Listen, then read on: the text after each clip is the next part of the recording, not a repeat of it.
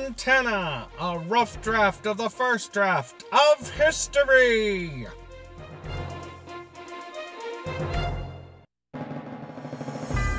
Pangea, the early Middle Jurassic, approximately 160 million years ago, breaks up with itself.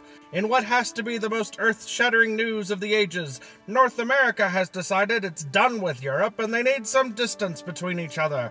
Distance filled with water, giving birth to the Atlantic Ocean. Happy birthday, Atlantic. In Montana, Bob Kelleher announced his run for governor.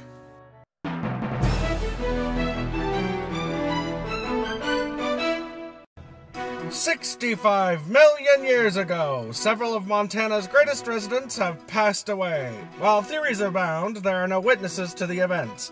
However, it appears that they were the victims of a cosmic event specifically designed to promote the career of Dr. John R. Jack Horner, consultant for the Jurassic Park films.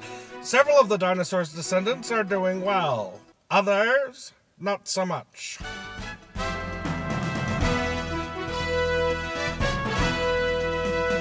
In what appears to be a repeat of history, the American colonies have just announced a further severing of ties to the European continent.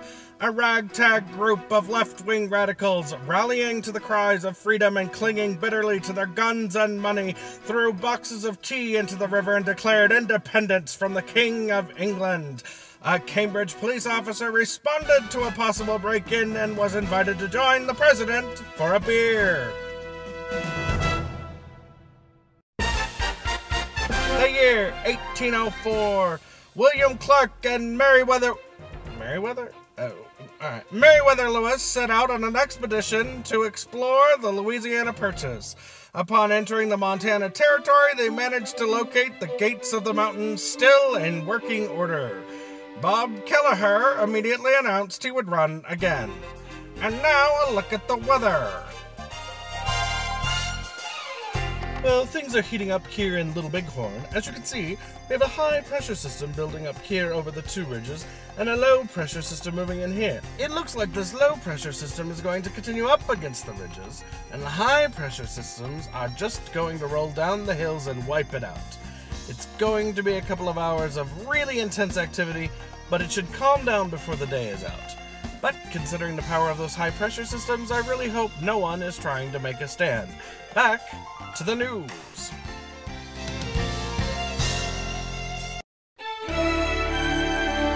1894. Copper Kings Marcus Daly and William Clark have enlisted the efforts of community organizers in their battle to determine the location of the infant state's capital. Their efforts notwithstanding, Helena becomes the capital. Bob Kelleher immediately announced he would run again. 1916, only 2 years after her successful leadership of the Montana suffragettes, Jeannette Rankin is elected to the U.S. House of Representatives, the first woman ever elected to the House, and the only woman elected to the House by Montanans. On her 4th day in office, she voted against World War I. Rankin would also vote no on World War II, the Korean War, the Vietnam War, the Cold War, and most emphatically, the Tom Cruise remake of the film War of the Worlds. This just into the question line from Christopher Gehring of Helena.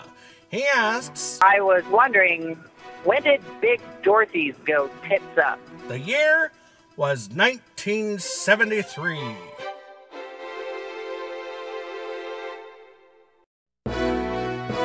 Butte, Montana remains the proud home of the only Montana-made site that can be seen from space.